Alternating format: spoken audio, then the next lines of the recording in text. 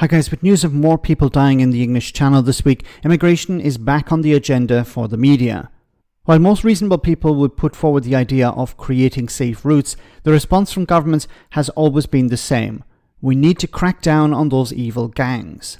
Right-wing media has started talking about deterrence, and one of them is to remove what they claim are pull factors, such as hotel accommodation, which is not understanding the situation. Sadly, Sky News ran with this too, but thankfully migration and refugee campaigner Zoe Gardner was on hand to point out the obvious. The government spent £3 billion on housing asylum seekers. And I suppose a question many people will ask, and I'm sure you've heard this many times before, is as a country, can we afford it? Well, we don't have another option. I mean, leaving people destitute on the street is also expensive in the end as well. What we have to ask ourselves with this is, out of those people who are being accommodated in hotels, for example, we know that there are 6,500 Syrians. What is the ultimate outcome for those Syrians from that process? We all know it. They're going to get refugee status. We're not sending anyone back to Syria for now. So why on earth are they in hotels, not allowed to work? Why on earth is the government incapable of processing their applications and granting them a humanitarian status so they can get on with their lives and get out of those hotels and we can stop paying for it? This is it was weaponized incompetence from the last government. This government, I can't understand. What is it that is stopping them from getting a grip on this situation? I don't understand either. Honestly, it's either incompetence or it's a political decision. So if we look at it from the point of view of incompetence, so there aren't enough people maybe to process claims, then you need to hire more people. You need to get the Home Office to work overtime. You need to process these claims so you can move people out of these hotels, allow them to rebuild their lives, to work. We keep hearing from the right-wing press, these people are lazy, these people are sponging off the system, these people are draining resources, these people are expensive. This is what we're hearing from the right-wing media.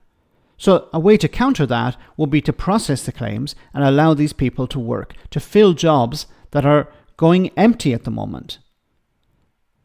But the other, unfortunately, aspect of this is political.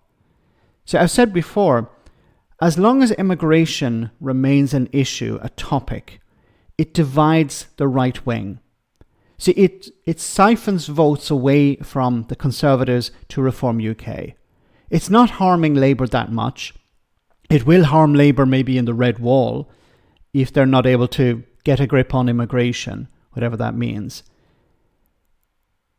But it's going to harm the Conservatives more than it's going to harm Labour. So as long as it remains a hot topic, it's going to drive more people into the arms of Nigel Farage, but not so much away from Labour, but away from the Conservatives.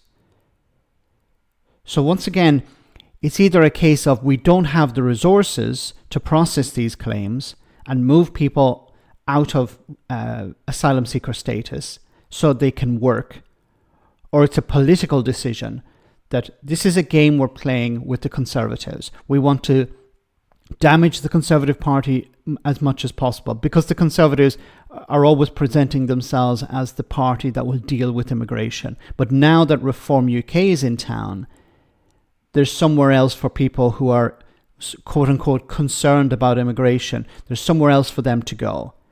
And if they head off to Reform UK, then of course it damages the Conservatives at the next election. Now it's possible that Labour are not taking this approach and that they are really struggling. Well, if that's the case, then they need to get their finger out and they need to do something about this because there are people dying in the Channel.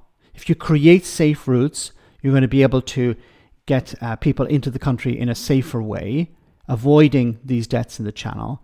And if you're able to process the claims, you're able to move people out of hotels, which is, a sore point for many people in society. Get them out of the hotels and get them into jobs. Let me know in the comment section, guys, what you think. As always, your comments are greatly appreciated. Thanks a lot.